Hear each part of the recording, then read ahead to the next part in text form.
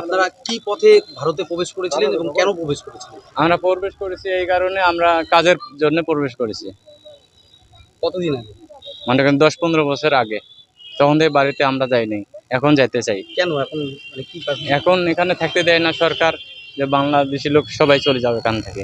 এই কারণে আমরা এখন স্যালিডার করছি যে আমরা বাড়ি যাব, বাংলাদেশ ফের প্রবেশ করব। কোথায় ছিলেন এতদিন? হরিয়ানা, দিল্লি হরিয়ানা, কি কাজ করতেন আপনারা? ওখানে ভাটা কোম্পানি কাজ করতাম আমরা। আপনারা কিভাবে ভারতে প্রবেশ করলেন?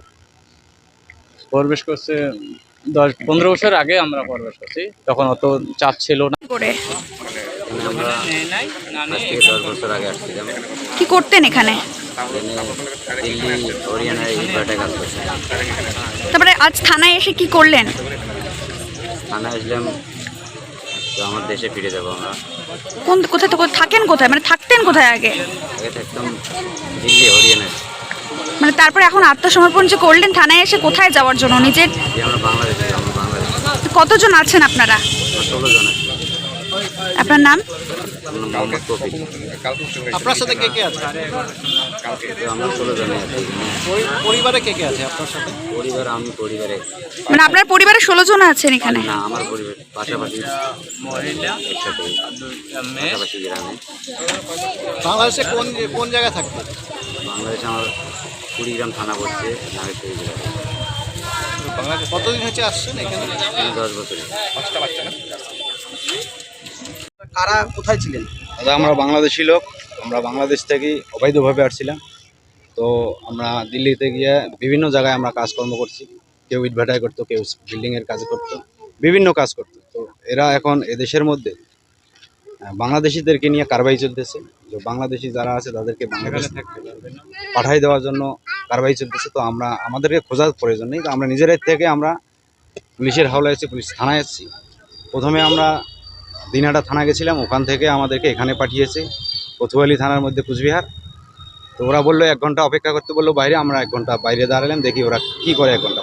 আপনারা কত বছর আগে বাংলাদেশ থেকে এসেছিলেন? আজ থেকে আমরা 10 বছর আগে গেছিলাম। কোথায় থাকতেন? কোথায় কাজ করতেন আপনারা? দিল্লি হরিয়ানায় থাকতাম, কেউ নওডায় থাকতাম, বিভিন্ন জায়গায় থাকতাম। আপনারা ওখান থেকে কবে আসলেন? আজকে আসছি সকালে ট্রেনে। মানে কিভাবে বাংলাদেশ থেকে ইন্ডিয়ায় ঢুকেছিলেন? 10 বছর 15 বছর আগে কাটাতার খুব কম ছিল, কোথাও কোথাও ছিল, কোথাও কোথাও ছিল না। আমরা সেই সময় ঢুকছিলাম। কোন দিক দিয়ে এসেছিলেন? আমরা বালাহাটের দিয়ে খালসা কোটাল দিয়েছি। কোথায়? বানারহাট। বালারহাট, আমাদের দেশের বালাহাট বলে। আপনাদের বাড়িটা বাংলাদেশে কোথায়? বাংলাদেশে থানা ফুলবাড়ি, জেলা কুড়িগ্রাম, গ্রাম কবিরগঞ্জ। আপনারা সবাই এক গ্রামের? না, আলাদা আলাদা গ্রাম হবে, থানা একই। আপনারা আজকে দিনাটা কখন গেলেন? দিনাটা থেকে এইমাত্র আমরা এখানে আসি। না, আজকে কবে এসেছেন আপনারা? হরিয়ানা, পাঞ্জাব থেকে, দিল্লি থেকে কবে এসেছেন? আজকে সকালে ট্রেনে আছে, মনোপুত্র ট্রেনের মধ্যে আসছে। তারপরে আপনারা দিনাটা গেছিলেন? হ্যাঁ। তারপরে দিনাটাতে কে বলেছেন? দিনাটার স্যার বললো যে আমাদের তো এখানে এ কাজ হচ্ছে না, তোমাদের কারবাই চলছে কোতোয়ালি থানা, ওখানে তোমার সব কিছু ব্যবস্থা হবে, ওখানে তোমরা ওখানেই চলে যাও। এখানে কতজন আসলে? আমরা বাচ্চার সময় 15-20 জন হবো। আপনারা কয়জন পুরুষ মানুষ, কয়জন আছেন? আমরা পুরুষ মানুষ আছি 4 জন, 5 জন। হ্যাঁ। মহিলা? মহিলা আছে হলো 3 জন, আর মেয়ে, বড় মেয়ে 2টা, আর বাকি বাচ্চা। বাচ্চা কয়টা? 6টা। এই বাচ্চাটা কোথায় জন্মাইছে? এখানে জন্ম হয়েছে, এখানেই জন্ম হয়েছে।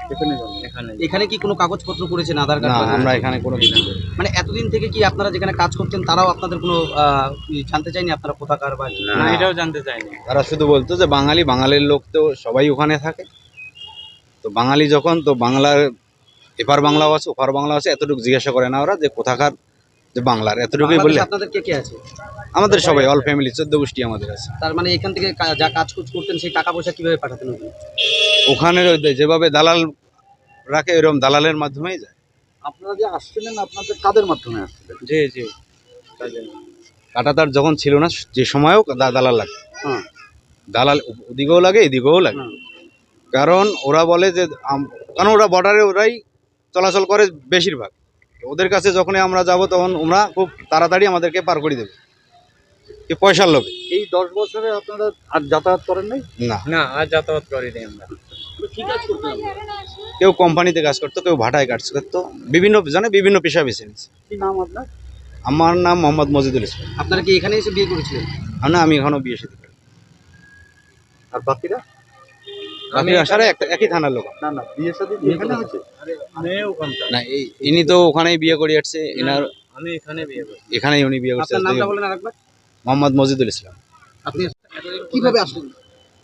আমরা বাংলাদেশি লোক, বা আমরা আজ থেকে 10 বছর আগে যে সময় কাঁটাতার ছিল না, জায়গায় জায়গায় ছিল, জায়গায় জায়গায় ছিল না, সেই সময় আমরা ইন্ডিয়ায় প্রবেশ করেছি।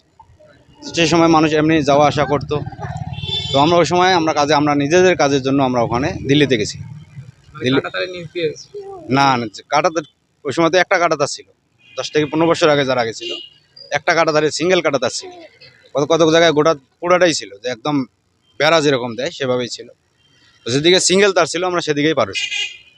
10-15 বছর আগের কথা। তো তখন থেকেই আমরা ওখানে ইটভাটায় কাজ করি, হরিয়ানার মধ্যে বা গুরগাঁওয়ের মধ্যে, সাইডের মধ্যে কাজ করি, বিল্ডিংয়ের মধ্যে বিভিন্ন জায়গায় আমরা কাজ করি। তো এই বাংলাদেশিদেরকে নিয়ে এখানে কারবাই চলতেছে ইন্ডিয়ার। তো কারবাই যখন চলতেছে আমরা তো নিজেরাই থাকতে পারবো না, চুরি চুপকে কতদিন থাকবো। তো আমরা নিজেদের থেকে আমরা স্যালেন্ডার করে আমার দেশে আমরা ফেরত যেতে চাই। যখন আমরা ভুল করি, যখন এদেশে আসছি, তখন আইনের মাধ্যমে আমরা এখন আমাদের দেশে যেতে চাই। কতজন? এখানে আমরা এত বাচ্চা সেবা সহ 15-20 জনের উপরে হবে বাচ্চা সহ। পরিবার 4টা পরিবার। আপনাদের বাংলাদেশের কোথায় বাড়ি? বাংলাদেশের কুড়িগ্রাম। জেলা কুড়িগ্রাম, থানা ফুলবাড়ি। এখনো ওখানে আপনাদের? এখনো এখনো আমার নিজের প্রুফ আছে। আপনার নাম দাদা? আমার নাম মোহাম্মদ মজিদুল ইসলাম। ছবি নিয়ে একটু বিষয় তো।